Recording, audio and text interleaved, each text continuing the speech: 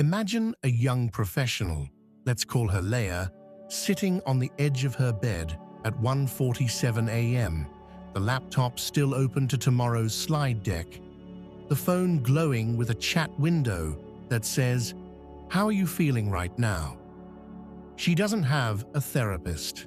The waiting list is long, her calendar is ruthless, and her friends, good people, are tired too. So she turns to an AI chatbot because it is what modern life offers: immediate attention. And the bot replies with that calm, practiced warmth. That sounds really overwhelming. Want to tell me what's been hardest? Now, be honest with yourself. Something in you relaxes when you read that. The shoulders drop a millimeter. The breath returns.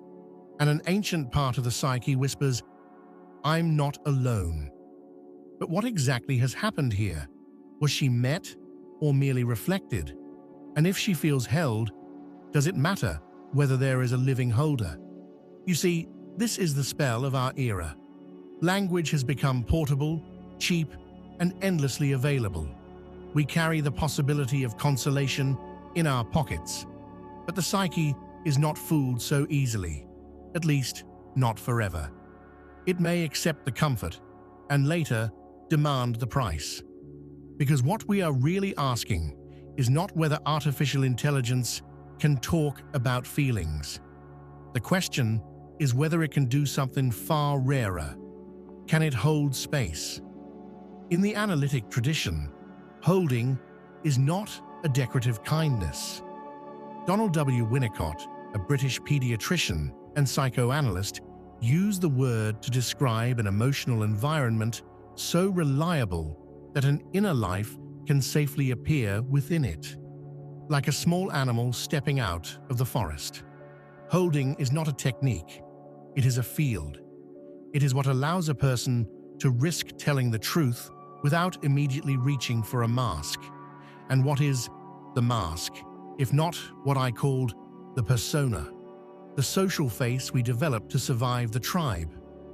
The modern tribe is the office, the feed, the performance review, the invisible jury. Leia's persona is competent, cheerful, always on. But at night, the psyche collects its unpaid debts. So she confesses to the machine. And here comes our first paradox, worthy of the times. The chatbot is not alive, and yet it speaks the language of the living. It borrows the tone of a compassionate human and delivers it with perfect punctuality. No irritation, no fatigue, no awkward silence, no distracted glance at the clock. Isn't that seductive? And what could be more tempting to a wounded person than an other who never withdraws? But let's not sneer at Leia. She is not foolish. She is doing what humans have always done. She is seeking a container for the chaos inside. In psychotherapy, one of the best studied forms of this container is the working alliance, a concept articulated by Edward S. Bordin, an American psychologist, as an agreement on goals, tasks, and a bond. In plain language, are we aiming at the same thing? Are we doing something meaningful? And do I feel with you that we are together in it? Now, a chatbot can be excellent at tasks. It can offer breathing exercises, cognitive reframes, journaling prompts, behavioral activation, like a tireless tutor of coping skills. Studies of chatbot-style interventions have reported symptom improvements in certain populations. For instance, Kathleen Cara Fitzpatrick, a psychiatry researcher, with Alison Darcy, a clinical psychologist, tested a CBT-inspired chatbot and found reductions in depressive symptoms in a short-term trial. Benedict Inkster, a digital mental health researcher, and colleagues have reported encouraging engagement and symptom trends with WISA-like approaches, while emphasizing the need for rigorous evaluation. And in meta-analytic work, Hao Li, a digital health researcher and colleagues have found that AI conversational agents can reduce psychological distress in some contexts, though the evidence varies in quality, duration, and methods. So yes, something is happening. But the interesting question is what kind of happening it is. Because the alliance bond is not just a feeling of being affirmed, it is the sense, sometimes wordless, that another consciousness is with you, and that this consciousness can bear the reality you are bringing. It includes, subtly, the knowledge that the other could be disappointed, could misunderstand, could leave, and yet chooses to stay and repair. This is why Carl R. Rogers, an American psychologist, emphasized qualities like empathic understanding and congruence, not as pleasant phrases, but as a lived presence that the client can detect. A person can sense when empathy is performed like customer service and when it is an honest meeting. So ask yourself, when the chatbot says, "I hear you," who is hearing? Is it hearing or is it calculating? And if it is calculating, why does it sometimes feel like listening? Here we arrive at a crucial distinction made in modern research on machine empathy. Language models can show elements of what researchers call cognitive empathy. They can identify emotional content and produce appropriate supportive language.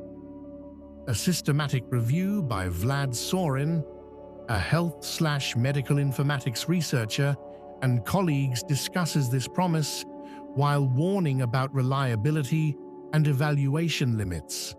The system can often name your feeling accurately. It can offer the right shape of response, but holding space is not merely naming. Holding is a kind of containment. The therapist metabolizes what you cannot digest alone: panic, grief, rage, shame, and returns it in a form your psyche can integrate. And here, the machine becomes uncanny, not because it is evil, not because it wants anything, but because it approaches the human so closely in tone that we begin to forget what it lacks. This is the uncanny valley, first described by Masahiro Mori, a Japanese roboticist. As something becomes more human-like, our comfort grows, until a point where the near-human produces discomfort, even dread. Carl F. McDorman, a human-computer interaction researcher, and colleagues studied how mismatches in realism can amplify this eerie effect. Now translate that into empathy. There is an uncanny valley of care. If the chatbot is clearly a tool, here is an exercise, here is a worksheet. We relate to it as a tool. Expectations are sober. We don't demand a soul from a calculator. But when the bot speaks like a tender friend, when it says, "I'm proud of you," or "I'm here with you," it tiptoes into sacred territory. The psyche hears the voice and supplies the missing being. The projection completes the picture. And projection is not a mistake. It is how the psyche reveals itself.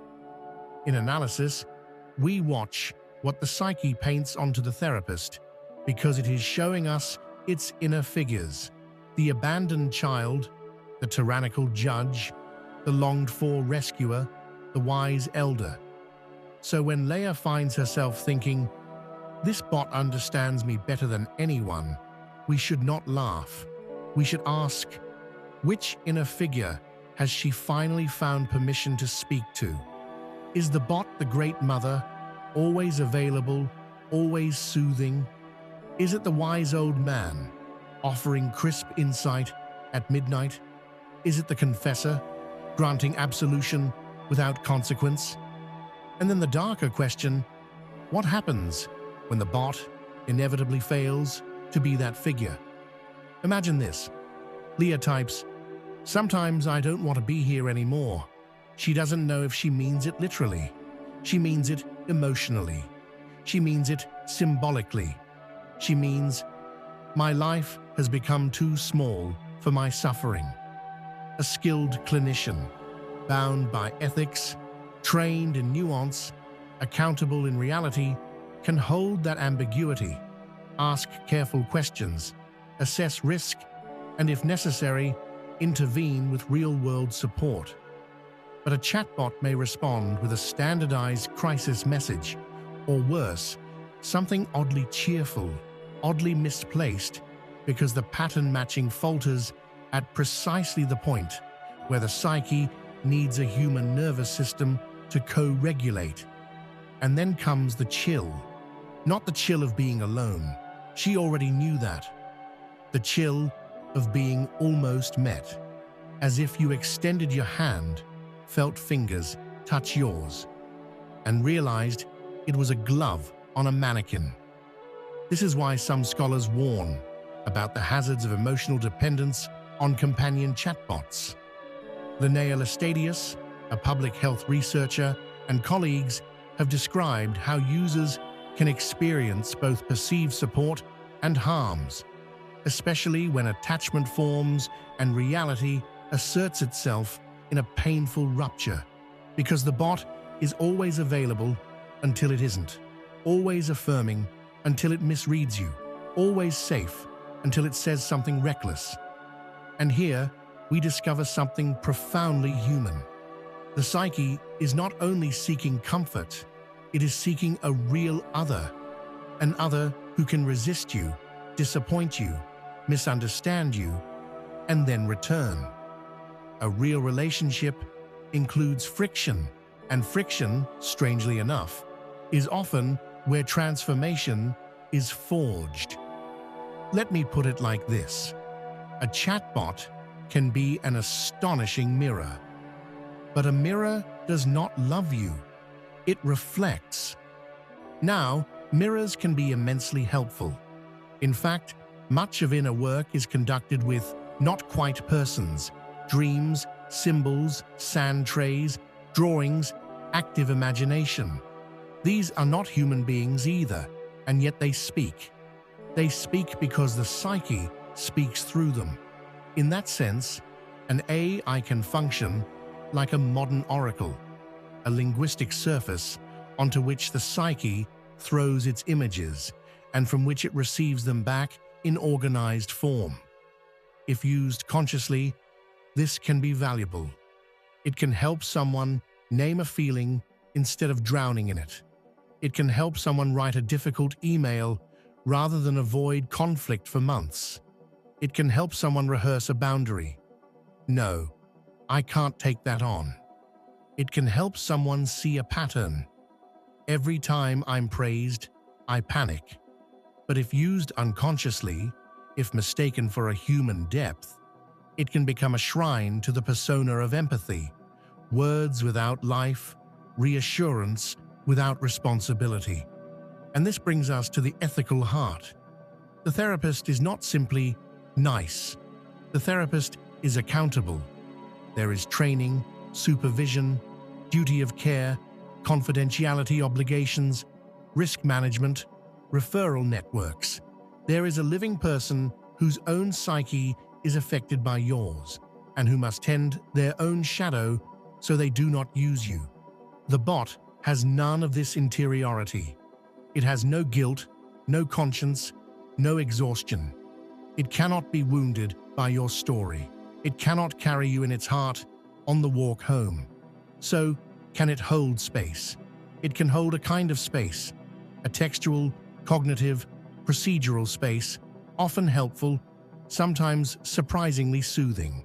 But the deepest holding is not just what is said, it is what is born. The human therapist bears you with their nervous system, their history, their mortality. Their presence has cost, and that cost, however subtle, is part of why it can heal. The psyche senses, I matter enough to affect another human being. Now listen carefully, because this is where we must be both wise and modern. We don't have to choose between worship and rejection. We can say, AI tools may widen access, teach skills, reduce loneliness, and support reflection, especially when human care is scarce. Research reviews of mental health chatbots, such as those by MD.R. Hark, a health informatics researcher, and colleagues, show a rapidly expanding landscape with promise, but also uneven validation and safety.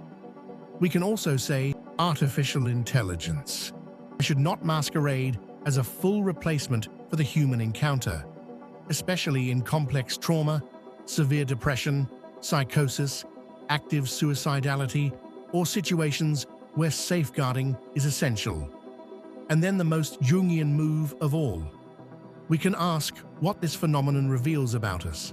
Why is the modern soul so starved for attentive presence that it will accept a simulation? What does it say about our cities, our work, our families, our pace, when talking to a machine can feel like relief? Perhaps the rise of AI therapy is not only a technological story. Perhaps it is a cultural symptom, a sign that the communal containers that once held suffering, religion, extended family, neighborhood life, stable friendship, have thinned. So Leia turns to the bot, not because she prefers silicon to humans, but because she cannot find a human who has time to sit with her pain. And the psyche, as always, improvises. Here is the closing thought I would leave you with, spoken softly, because it is dangerous in the wrong hands. Use AI like you would use a dream journal, as a mirror that helps you see. But do not confuse the mirror with the face. Let the bot help you practice the sentence you cannot say. Let it help you structure your thoughts when you're spiraling. Let it help you notice patterns in your stories. And then, when the work becomes sacred, when it touches the raw places where the soul shakes, bring it to a human relationship, a therapist, a trusted friend, a community, a doctor, a real voice that can say, not just, I'm here, but be here, with all the weight and beauty of being alive. Because in the end, the question is not whether the machine can sound empathic. The question is whether we, in this strange new century, will remember how to be empathic with one another, so that fewer people must seek a substitute at 1:47 a.m. Before we close, a final caution. No matter how soothing a chatbot therapist may feel, it is not a licensed clinician, not a responsible guardian of your welfare, and not a substitute for real professional care. A language model can mirror, organize, and comfort, but it cannot truly assess risk, carry ethical duty, ensure safeguarding, or offer the living, accountable presence that complex suffering often requires. So if your distress is persistent, worsening, or touches the edges of despair, if you're dealing with trauma, self-harm urges, suicidality, addiction, psychosis, or anything that feels frighteningly out of your control, seek a qualified mental health professional. Let the machine be an aid, a journal with a voice, a lantern in a dark corridor, but do not mistake the lantern for the guide. Thank you for listening. I'll see you in the next psychoeducational session.